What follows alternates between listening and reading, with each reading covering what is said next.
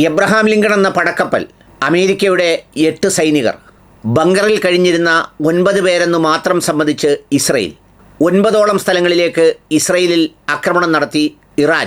Abraham Lincoln എന്ന കപ്പലിനെ അടിച്ച് തരിപ്പണമാക്കി Iran. കലിപൂണ്ട് അലറി ആക്രമിക്കുന്നത് പോലെ പശ്ചിമേഷ്യയിൽ എല്ലാവരെയും ഞെട്ടിച്ചുകൊണ്ട് ഇറാൻ തിരിച്ചടിക്കുകയാണ്.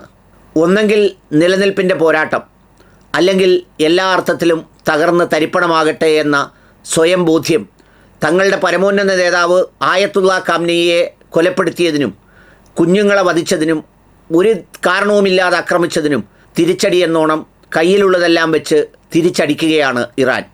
അടിയങ്ങ് UK-യിലെ സൈപ്രസ് വരെ എത്തി അടിയുടെ നീളം. പശ്ചിമേഷ്യ ശരിക്കും കത്തുകയാണ്.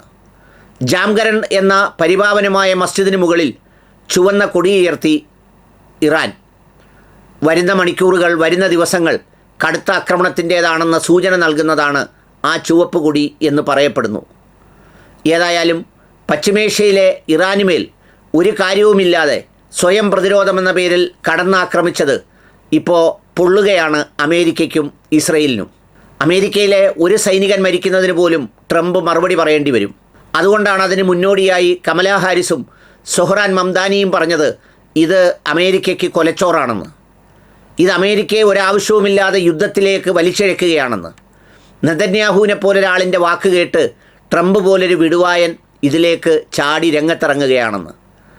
അക്ഷരാർത്ഥത്തിൽ യാതൊരു പ്രകോപനവുമില്ലാതെ കടന്നാക്രമിച്ച ഇറാൻ്റെ മേൽ പരമോന്നത നേതാവ് ആയത്തുള്ള ഖാംനെയി അടക്കം മരണപ്പെട്ടതിൻ്റെയും കൊല ചെയ്യപ്പെട്ടതിൻ്റെയും ഏറ്റവും ശക്തമായ ഭാഷയിലുള്ള തിരിച്ചടിയാണ് ഇറാൻ ഇപ്പോൾ നടത്തിക്കൊണ്ടിരിക്കുന്നത്.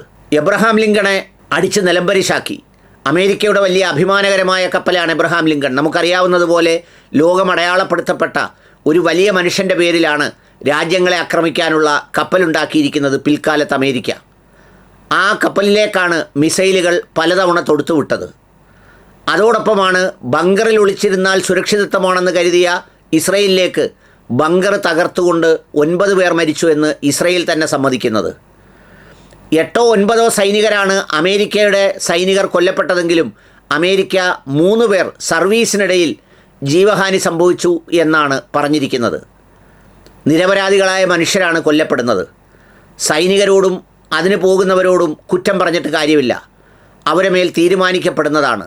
പക്ഷേ യുദ്ധവെറിയന്മാരായ ഭരണാധികാരികൾ ലോകത്തിന് നൽകുന്നത് ഏറ്റവും കടുത്ത ദുഃഖവും നാശവും എല്ലാമാണ്. വീണ്ടും കടുത്ത ആക്രമണത്തിൻ്റെ സൂചന നൽകുന്നതാണ് ഈ ജാംഖരൻ സേക്രഡ് മസ്ജിദിന് മുകളിൽ ഉയർത്തിയ ചുവപ്പ് കൊടി എന്നാണ് പറയപ്പെടുന്നത്. വർഷങ്ങളോളം പോരാടിയ ചരിത്രം ഇറാനുണ്ട്. ഇറാനെ വളരെ പെട്ടെന്ന് കീഴ്പ്പെടുത്തുക എന്ന് പറയുന്നത് അത്ര എളുപ്പമുള്ള കാര്യമല്ല. എന്ന് മാത്രമല്ല, അത് പശ്ചിമേഷ്യയിൽ സൃഷ്ടിക്കുന്ന അസ്ഥിരത വളരെ വലുതുമാണ്. ഇത് ഒറ്റടിക്ക് തകർത്താൽ, വാശി തീർത്താൽ എല്ലാം പഞ്ചപുച്ഛമടക്കി അനുസരിക്കുമെന്ന് വിചാരിച്ച അമേരിക്കയ്ക്കും ഇസ്രയേലിനും മുന്നിൽ ആദ്യ മണിക്കൂറുകളിൽ തിരിഞ്ഞ് ആക്രമിക്കുകയാണ് ഇറാനും. എല്ലാ അർത്ഥത്തിലും ധാരാളം മിസൈൽ ശേഖരമാണ് ഇറാൻ്റെ കൈവശമുള്ളത്. അതൊന്നും ഇതുവരെ അമേരിക്കയിലേക്കോ അല്ലെങ്കിൽ അവരുടെ യഥാർത്ഥ ശത്രുക്കളിലേക്കോ തൊടുത്തുവിട്ടിട്ടില്ല.